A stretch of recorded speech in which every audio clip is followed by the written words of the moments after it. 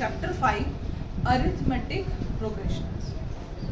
Now this chapter is of approximate 4 to 5 marks, and the chapter is about certain terms which follow a certain pattern. For example, अगर हमें bank में कुछ deposit करना है या हम कोई सैलरी रिसीव कर रहे हैं, एक पर्टिकुलर सैलरी हमें मंथली मिलता है, सपोज 8,000 पर मंथ हमको सैलरी मिल रहा है, और 1 ईयर के बाद में हमें सपोज 1,000 रुपीज़ पर ईयर हमारा इंक्रीमेंट हो रहा है, तो इसका मतलब फर्स्ट ईयर हमें 8,000 मिलेगा, सेकेंड ईयर हमें 9,000 मिलेगा, थर्ड ईयर में हमें 10,000 सैलरी मिलने वाली है, एंड कॉन्जिक्यूटिव सो ऑन. सो इस तरीके से ये जो सैलरी का टर्म है वो 1,000 रुपीज़ ऐड हो रहा है पर मंथ, पर ईयर. तो ये पर्टिकुलर एक पैटर्न फॉलो करता है. सपोज अगर हम 3 का टेबल लेते हैं, 3 1 ज़ा 3, 3 2 6, 3 3 ज़ा 9, 3 4 ज़ा 12. अगेन ये 3 3 हम हर टर्म में ऐड हो रहा है. जो कॉन्जिक्यूटिव टर्म्स है दे आर एडेड अप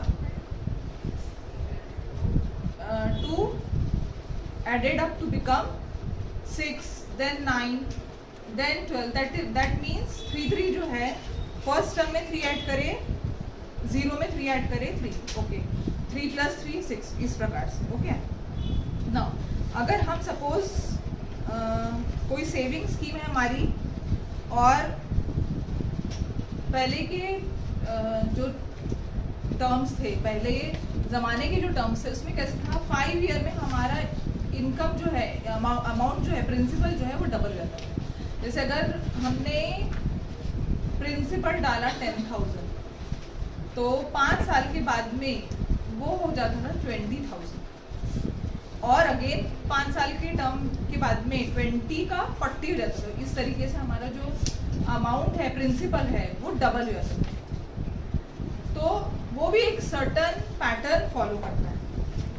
अभी और हम देखते हैं कि जैसे हम स्क्वायर के नंबर देखते हैं, 1 square 1, 2 square 4, 3 square 9, 4 square 16, 5 square 25. ये भी अपना एक पर्टिकुलर पैटर्न फॉलो करता है. अगर हम नेचुरल नंबर देखते हैं, 1 2 3 4 5, वो भी पर्टिकुलर पैटर्न फॉलो करता है. वो कैसे कर रहे हैं, हम 1 1 ऐड कर रहे हैं. मतलब पैटर्न ऐसा होता है कि कभी कभी हम ऐड भी करते हैं, कभी कभी सब्ट्रैक्शन भी करते हैं. अगर हम इंटीजर्स को देखेंगे तो 0 -1 -2 -3 -4 पीछे की तरफ जा रहा है, मतलब नेगेटिव हो रहा है, -1 से सब्ट्रैक्शन होते जा रहा है. उसी इंटीजर में हम देखेंगे तो +1 से भी ऐड होते आ रहा है, 0 1 2 3 4 टिल इंफिनिटी. तो हम सब्ट्रैक्ट भी कर सकते हैं पैटर्न के लिए, ऐड भी कर सकते हैं, हम मल्टीप्लाई भी कर सकते हैं, एंड डिवाइड भी कर सकते हैं एक पर्टिकुलर पैटर्न को फॉलो करने के लिए. तो हम ये सारे पैटर्न को फॉलो ना करते हुए, हम जो इस चैप्टर में अरिथमेटिक प्रोग्रेशन में हम या तो ऐड करेंगे या फिर सब्ट्रैक्ट करेंगे. ये 2 चीज़ हमें एपी में करना है. अरिथमेटिक प्रोग्रेशन, प्रोग्रेशन का मतलब होता है progress, that means added by certain terms. तो वही ये चैप्टर में हमें दिया है. अच्छा, अब जितने भी हमारे सीक्वेंस रहेगा, हमको जो कुछ भी हमें एक पैटर्न दिया जाएगा, उसमें जो भी नंबर्स हमें प्रोवाइडेड है that are called as terms. Suppose अगर हमें सिंपल नेचुरल नंबर अगर हम देख रहे हैं, नेचुरल नंबर 1 2 3 4 5 एंड सो 1 2 1 2, ये सारे नंबर्स कहलाएंगे terms. First term, second term, third term, fourth term, fifth term. समझो टर्म्स. नाउ नेक्स्ट है successive terms are obtained by adding a fixed number to the preceding terms. Such list of numbers is said to be an arithmetic progression. यही हम देख रहे हैं, अगर natural number को हम देखते हैं उससे हमारा डेफिनेशन ये बन रहा है कि successive terms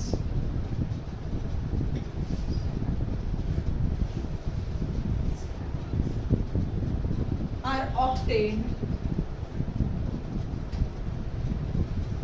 by adding a fixed number to the preceding term, fixed number to the preceding term. Such list of number is called arithmetic progression. Such list of numbers is called arithmetic progression. अब इसका ये definition का meaning क्या है? सबसे पहला term हमारा 1 है, सेकेंड टर्म 2 है, तो ये 2 कैसे आया है? जो प्रीवियस टर्म था 1 उसमें हमने 1 ऐड किया तो 2 आया। 3 कैसे आया? जो प्रीवियस टर्म था 2 उसमें 1 ऐड किया। 4 कैसे आया? प्रीवियस टर्म प्लस 1, मतलब एक एक नंबर 1 1 नंबर हम प्रीसीडिंग टर्म को ऐड कर रहे हैं, so that we can get succeeding number. Preceding number में अगर हम A1 ऐड कर दे रहे हैं तो हमें सक्सीडिंग नंबर मिल रहा है, तो उसी को हम कहेंगे arithmetic progression. Now the fixed number is called the common difference. ये जो फिक्स नंबर है 1 1 हम ऐड कर रहे हैं उसको हम कहेंगे कॉमन डिफरेंस। ये नेगेटिव भी हो सकता है, पॉजिटिव भी हो सकता है और जीरो भी हो सकता है। नेगेटिव हो सकता है, पॉजिटिव हो सकता है, जीरो भी हो सकता है। जैसे अब नेचुरल नंबर में हमने 1 1 पॉजिटिव क्योंकि 1 ऐड कर रहे हैं, पर अगर इंटीजर्स में हम देखेंगे पीछे की तरफ के इंटीजर्स -1 -2 अगर हम कंसिडर कर रहे हैं तो हम ये देखेंगे -1 -2 ऐसा हो रहा है। -1 हमारा कॉमन डिफरेंस है, कॉमन डिफरेंस हमारा नेगेटिव है। कभी ऐसा भी होता है कि हमारे जो टर्म्स है वो ऐसे रहे सेम, तब उस टाइम पर कॉमन डिफरेंस हमारा रहेगा 0। इसमें पॉजिटिव है, कहीं पर नेगेटिव भी हो सकता है, ठीक है। जैसे अभी सपोज अगर हम देखते हैं 1 ठीक है, फिर -1 -2 -3 -2 1 के बाद 0 है, 1 -1 0 0 -1 -1 -1 -1 -2 -1 -3 -1 -2 एंड सो ऑन। मतलब हम क्या कर रहे हैं, जो हमारा टर्म है उससे सब्ट्रैक्शन बाय 1 कर रहे हैं, तो हमें ये कॉन्जिक्यूटिव टर्म्स मिल रहे हैं। तो इसीलिए ये कॉमन डिफरेंस हमारा क्या है, नेगेटिव। यहाँ कॉमन डिफरेंस पॉजिटिव है और यहाँ कॉमन डिफरेंस 0। समझे बच्चों?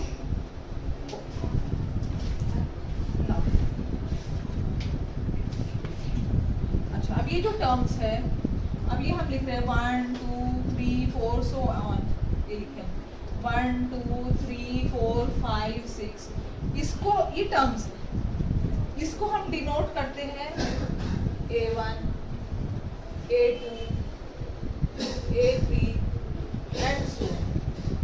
जो टर्म्स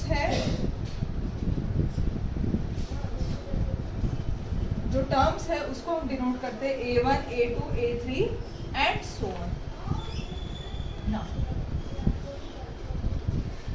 अब सपोज हमको यही नंबर से हम ज़्यादा कंफर्टेबल है क्योंकि हमने बचपन से नेचुरल नंबर पढ़ा है, तो हम यही नंबर से ज़्यादा कंफर्टेबल, शायद इससे ही सारा हम एक भी समझते हैं। नाउ 1 2 3 4 5 6 एंड सो ऑन है हमारा, ठीक है। नाउ इसको हम अगर जनरल फॉर्म में हम लिखना चाहें तो हम इसको जनरल फॉर्म में हम कैसे लिख सकते हैं? इसका जनरल फॉर्म हम कैसे लिखेंगे? सपोज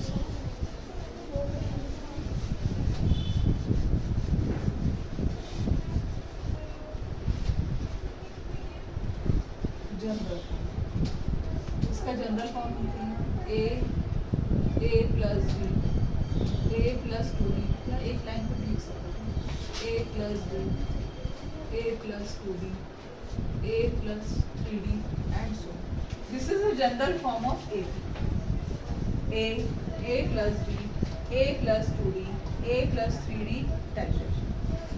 इसमें हो सकता है तुमको इमेजिन करना पड़ रहा है क्या है, पर जैसे ही हम सम्स करेंगे वैसे तुम्हारे सारे इमेजिनरी आइडियाज क्लियर हो जाएंगे। ए टर्म है, बी कॉमन डिफरेंस, बी हमारा कॉमन डिफरेंस है। कॉमन का मतलब होता है कि सब में कॉमन रहेगा, जितने भी टर्म्स रहेंगे उनमें सब में एक ही चीज कॉमन रहेगा, वो कहलाता है डी, कॉमन डिफरेंस। ना उसके बाद है जनरल फॉर्म हो गया। अच्छा, अब जैसे हमने कहा था नेचुरल नंबर है 1 2 3 4 5 6 एंड सो ऑन। तो क्या ये सीक्वेंस या ये टर्म्स फाइनाइट है कि इनफाइनाइट है? इनफाइनाइट है। Natural number infinite, whole number infinite है, उनकी कोई भी ना एंड है। शुरुआत तो है ठीक है, पर एंड नहीं है उनका, इसलिए उनको इनफाइनाइट कहेंगे, इनफाइनाइट एपी कहेंगे। ठीक है, ओके।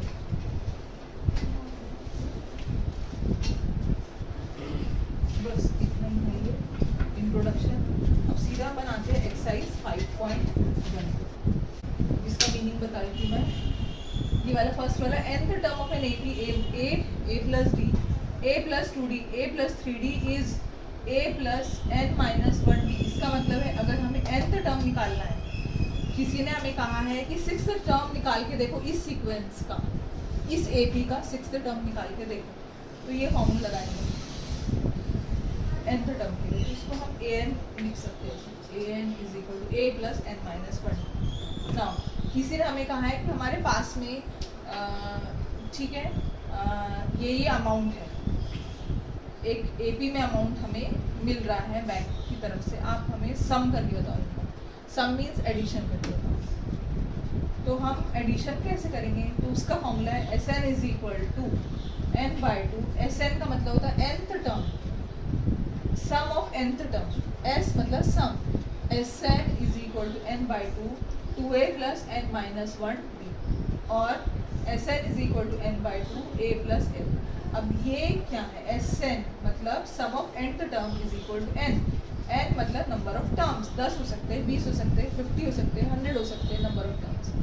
2a, a मतलब first term, n number of terms है, b कॉमन डिफरेंस है सम। जब हम सम करेंगे तो हमको ऑटोमेटिकली दिया ही रहेगा वो, तो हम जान सकेंगे ना। Sn का दूसरा फॉर्मूला है n/2 a plus l। a हमारा फर्स्ट टर्म है और l हमारा लास्ट टर्म है, तो हम इस फॉर्मूले से भी सम कर सकते, रिक्वायर्ड कंडीशन ऐसी दी है तो, अदरवाइज इससे भी हम सम कर सकते। Now 3 numbers in AP should be taken. अगर उन्होंने कहा है कि 3 नंबर्स एपी में हैं तो हम ऐसा ले सकते हैं a minus D, a plus D. 4 number अगर एपी का है, इससे अलग भी है एक और चीज़, वो भी हम ले सकते हैं। ठीक है, 4 नंबर अगर है तो हम ले सकते हैं a minus 3d, a minus D, a plus D, a plus 3d। इसका भी दूसरा फॉर्म भी बताऊंगी मैं वो क्या है, अगर क्योंकि भूल गए सीक्वेंस, तो सीक्वेंस भूले तुमने तो दूसरा भी तुम यूज़ कर सकते हो। नाउ an प्लस 1, अगर हमें nth टर्म ढूंढना है तो वो nth टर्म हम कैसे ढूंढेंगे?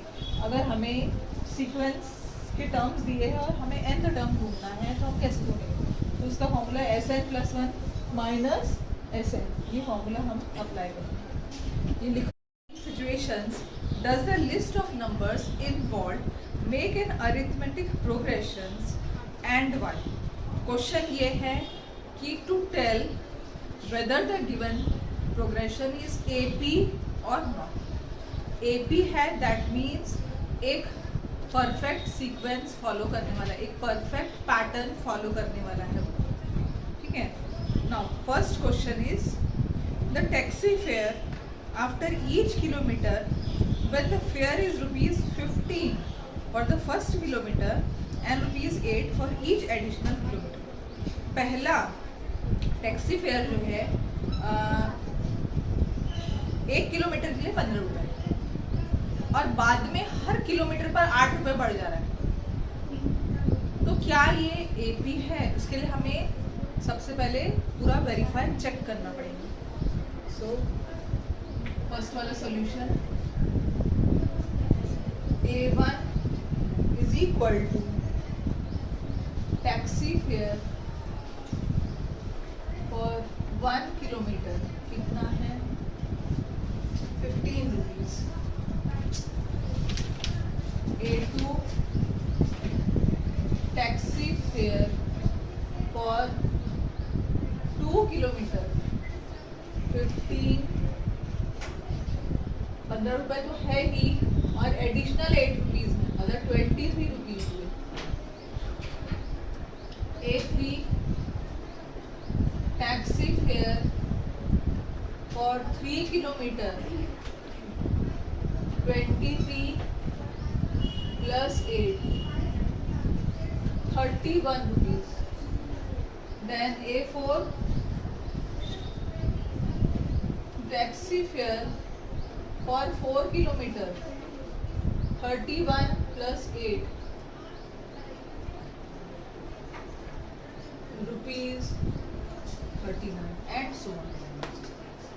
फर्स्ट टर्म A1 है 15 रुपीज, सेकेंड टर्म A2 है 23 रुपीज, थर्ड टर्म A3 है 31 रुपीज, फोर्थ टर्म A4 है 39 rupees and so on. Now A2 minus A1. So A2 minus A1, 23 minus 15 is 8. A3 minus A2, that is 31 minus 23 is also 8. So A2 minus A1 is equal to A3 minus A2. ये दो consecutive terms का subtraction लिया अपन ने A2 minus A1, फिर A3 minus A2 करें, दोनों same आ रहे। तो इसका मतलब अगर हम A4 माइनस A3 भी करेंगे तभी भी इनका सेम ही आने वाला है। तो देयरफॉर हम लिखेंगे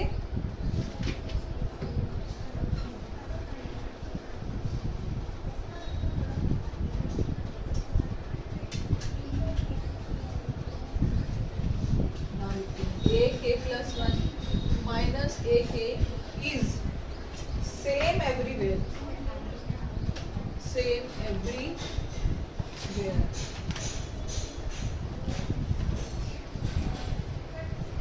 Therefore it is an AP या arithmetic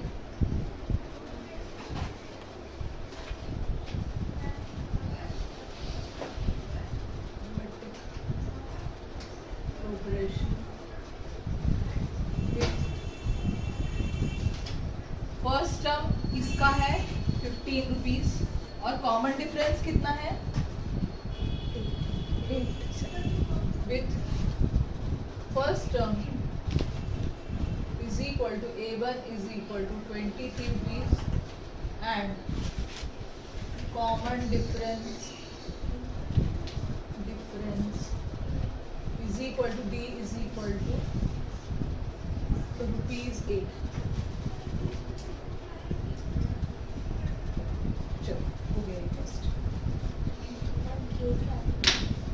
ये कैसा है k प्लस 1 टर्म मतलब so AK plus 1 minus AK is same everywhere.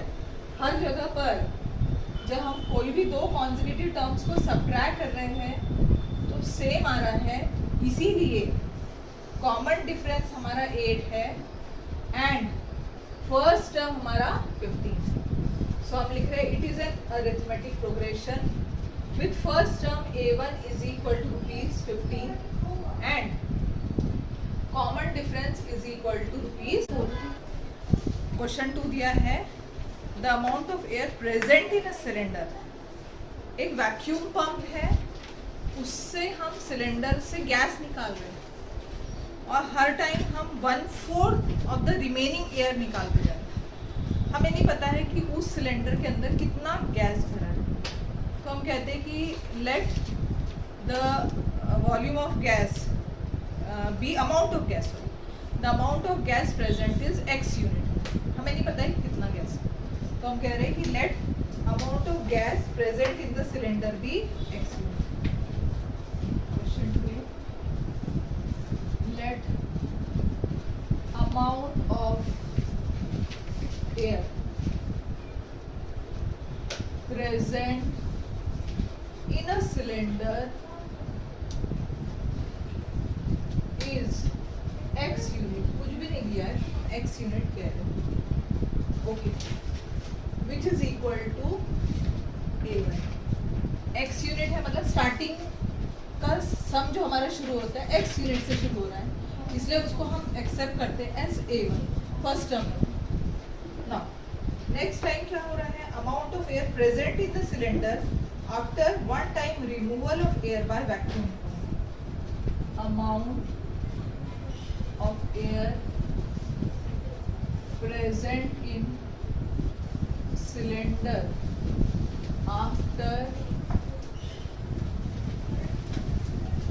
after vacuum pump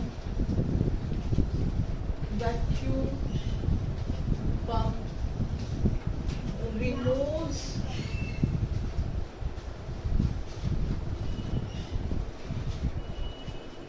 after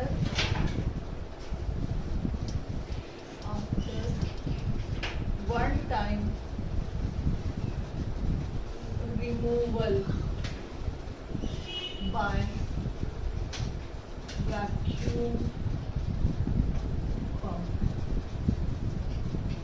X था उसमें एयर x था, एट द प्रेजेंट x था, उसमें से कितना रिमूव कर रहा है, 1/4 of the air remaining, 1/4 of x remove कर रहा, ये समझा. x एयर था उसमें, स्टार्टिंग में x ही था, उसमें से 1/4 रिमूव कर दे रहा है, तो कितना बचा, 4x minus 1x/4 that is 3x/4, ये रिमेनिंग बच गया. समझा ये बच्चों? ओके, तो हमारा A2 क्या आएगा, 3x/4 आएगा. A1 हमारा x है, A2 हमारा 3x/4 है. अब A3 के लिए अगेन वो क्या करेगा, 1/4 ऑफ द रिमेनिंग माइनस करना पड़ेगा, तो A3 के now A3 is equal to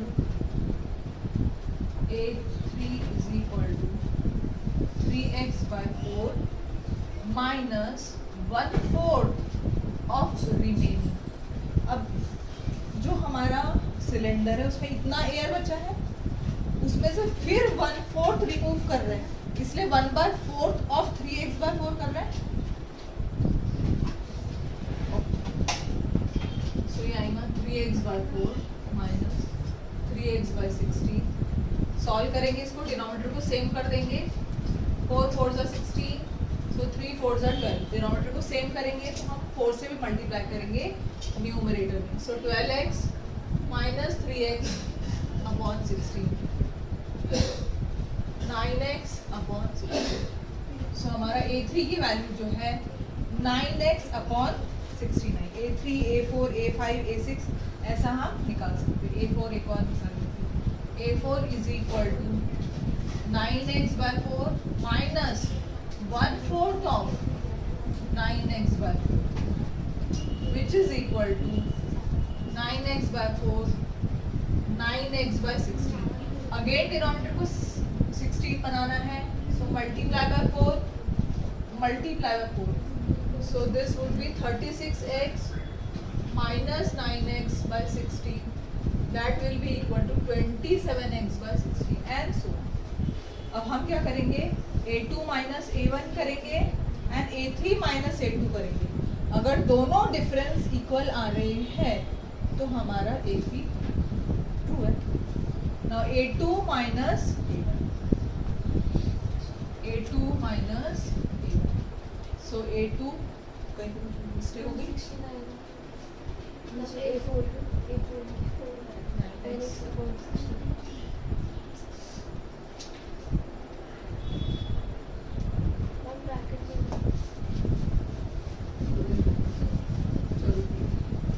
अच्छा होगा नहीं तो क्या होता है, A4 आएगा हमारा 9x, पता नहीं आप माइनस, शायद बहुत दिनों की बात में 9x upon 16 minus 1/4 of 9x by 16. So 9x by 16 minus 9x by 64. सही है. अब 16 4 से 64 होता, हम 4 से मल्टीप्लाई एंड डिवाइड करेंगे. सो 36x minus 9x upon 64, that will be equal to 27x upon 64 and so on. Now a2 minus a1, a2 minus a1 करेंगे हम. a2 की वैल्यू 3x by 4, a1 की value x. So cross multiply कर सकते या जैसे भी denominator same. 3x 1 जा 3x minus 4x, 3x 1 जा 3x minus 4 into x 4x upon 4, that will be equal to minus 1x by 4, that is equal to minus x by 4. Now a2 minus a1 मिल गया. अब a3 minus a2 करते हैं. कोई भी दो consecutive terms को हमें सब्ट्रैक्ट करना है. a3 minus a2, so 9x upon 16 minus a2 की वैल्यू 3x अपॉन 4. 16 है 4 है, 4 4 जा 16 करेंगे, मल्टीप्लाई बाय 4 न्यूमरेटर में भी करेंगे. 9x minus 12x upon 16 minus 3x upon 16. अब हम जब ये दोनों टर्म्स को नोटिस करते हैं, a2 minus a1, a3 minus a2, both the terms are different. अगर हम उसको सिंप्लीफाई भी करेंगे तभी भी वो सेम नहीं आने वाले. दैट मीन्स हम लिखेंगे a2 minus a1 not equal to a3 minus a2. Therefore the terms are not in a2. जो हमें टर्म्स दिए हैं वो अरिथमेटिक प्रोग्रेशन में नहीं है, क्योंकि एक पर्टिकुलर पैटर्न को फॉलो नहीं कर रहे.